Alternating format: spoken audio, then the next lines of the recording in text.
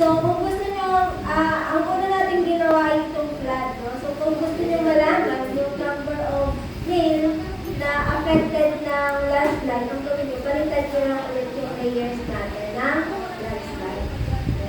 Household underscore join underscore landslide, and ulitin lang din natin yung ginawa natin kanina. Yung nasa host, ito yung ating landslide susceptibility, then sum ng field, ay field.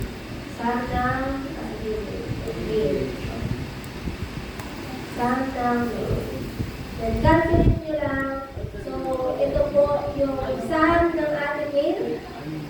Mas marami siya, no? Yung nasa low ay 105, yung nasa high ay 58 yung affected. Yung very high landslide, 12 mils yung affected. And sa moderate naman ay 124. Okay, so mas maraming affected mil sa landslide compared dun sa flood. Pwedeng ano? Dalawa? Isa lang. Ay, sige. Hindi ko sa ano. May kapag-date ko. Okay? Nakuha po ba yung sa constant natin? Okay, so ang gagawin natin ngayon, baguhin natin, no? Lipat tayo sa building. Kung gusto natin mangyari, ilang church ba yung affected ng landslide or ilang church yung affected ng flood? Church, nasa building na siya. Building. So, baguhin Kung natin. tingnan nyo yung building, no? I-off ko lang to.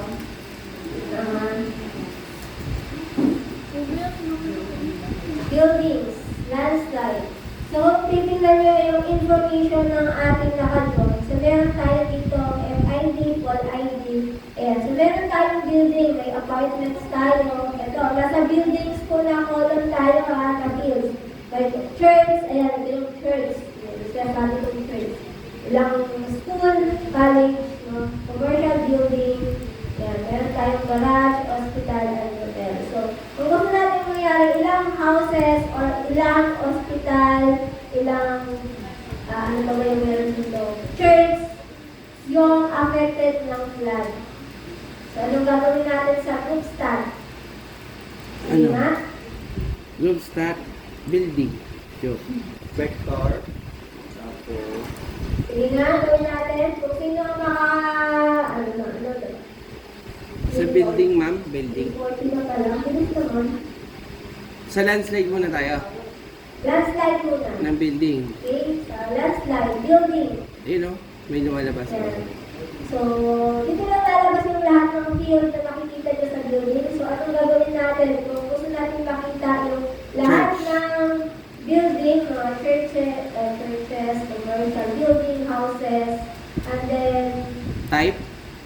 yes, kung ilang school, yung nasa moderate, nasa high, nasa very high, and nasa low landslide. Ano yung FID, ma'am? FID, yun yung unique identifier, yun yung hindi siya totally unique, pero yun yung identifier ng ating table, table and sheets. sa church naman, ano, 4,000 to 4,000 16. sa church, sa iba. College, ano? Sa church ay 5, magkaiba na sila sa si ma'am. Nasaan yung, nasaan yung build? Nasaan yung church? Sa building. Oh. Building ng ibaba mo dun sa baba. Alin? Building. Ito. Oh, tapos. Ha? Calculate mo na. Ah. Okay. Church 4269. Saan? Church yun. Wala. Church po. 4,69. Tang ina kasi magbasa ka. Tama. Ito yung basta. Ito oh. Ganun kasi oh, yes. Ano yung yes? Okay na? Yes. Nakakuha na ilan yung affected na houses? Houses ay Sa high landslide. sa high. Church, hindi. Makukuha niyo din naman yun eh. Church, 5.4. houses, commercial. Hindi, sa buildings house lang, 5, ano? Parang error. Madami. 5.4. Saan daw yun? 5.44 to the E. Power.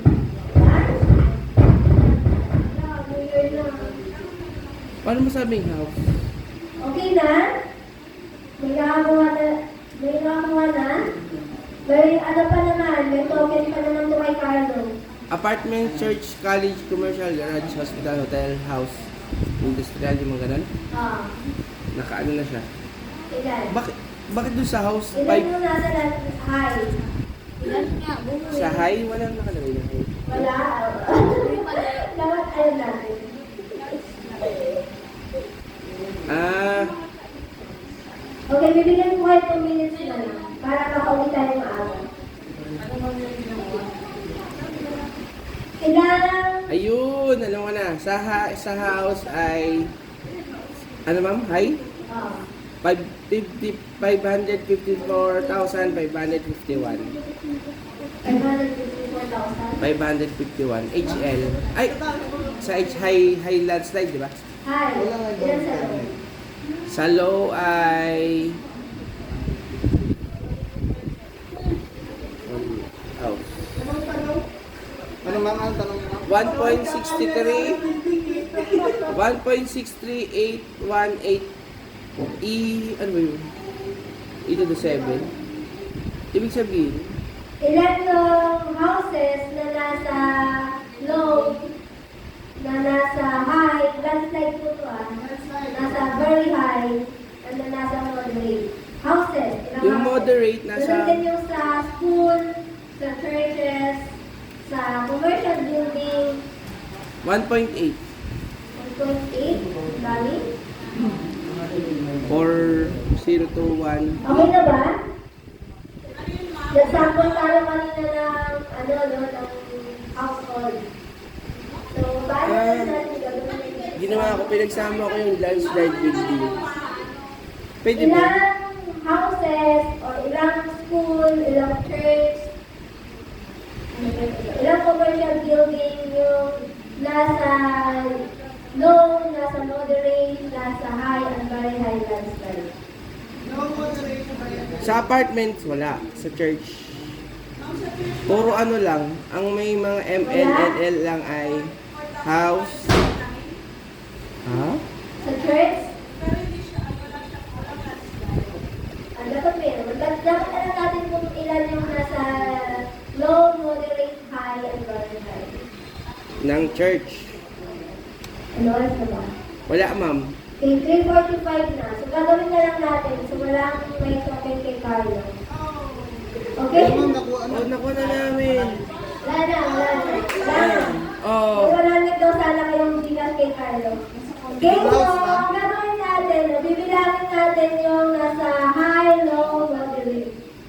Ano ba yung gagawin ito? Okay, so, ang gagawin natin dito sa row, Wala nga ikaw. dito sa row, dito natin ilalagay yung ating, ano nga yung, nasaan nga yung mga churches na field? Building. Nasa building. Building. Ilalagay natin siya dito sa row. Tapos Kaya ano landslide. yung bibilangin natin? Ayan o. Ano Church. yung bibilangin natin?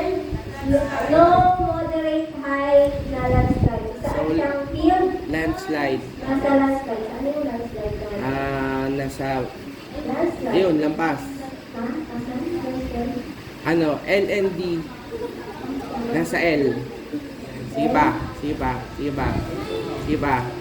Sige pa. Ano? Up. Yan. So, ilalagay natin siya sa column. Okay? So, paano natin mabilang yung number of churches? So, anong gagawin natin? Na Ayun.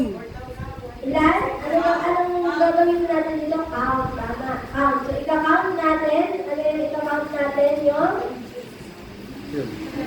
FID. Okay, doon siya mag-base sa FID, sa number of records. Di ba? Kung sa isang record, meron nakalagay doon kung anong type of building siya. Kung church ba siya, kung... Ayun. So, i-calculate na lang natin. Nabago. Ayun. Ito yung results natin. Okay? Bago pala. Ang ginawa ko, Sam. Hindi, bagsak kasi yun. Iba yun, dapat number yung laman ng ano. Number yung laman ng field. Wala naman tayo yung number na laman ng field. Okay, so ito po yun. So ang may pinakamaraming church, nasa, saan sila? Walang affected na church. Okay, walang affected na church. And then, sa houses natin, merong natatamaan ng debris flow. Ano yung white? Pinakamarami yung sa, low landslide. Pero may 294 na nasa model. Meron din tayong high, 150. So, ito po yung ating group study. Sige nga, unin nyo nga yung sa flat. Wala na tong wala na tong token. Oh, madaya. Pagpapalit lang kayo ng isang field dyan. Hindi na.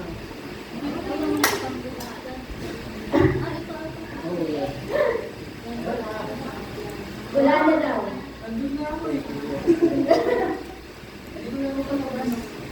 Ang gawin nyo na lang sa assignment. Ay, meron ba yung ganito po yung sa assignment? Assignment? Meron ba ganito? Group stat? Walang group stat? Wala daw group stat. So, wala din kayo token. Grade lang meron. Sa house, 4-2. Sa medium, sa high ay 1-7. Yan nakuha nyo sa ating Yes. class. Yes. Sa ating class, palitan lang natin ito. Sa church ay dalawa ang middle. Jogging. Ang high ay 3. Yan. Yes. Faith. I found. Count and then Diyan pala piano yung So ito yung gagamitin para malaman mo yung sa El Nino, ganun. Oh. Pwede yan sa'yo. Pero pwede mo lang muna ba? Pero dapat may dikta. Yan. So ito yung sa ating plan. So meron tayong mas marami yung nasa model na household.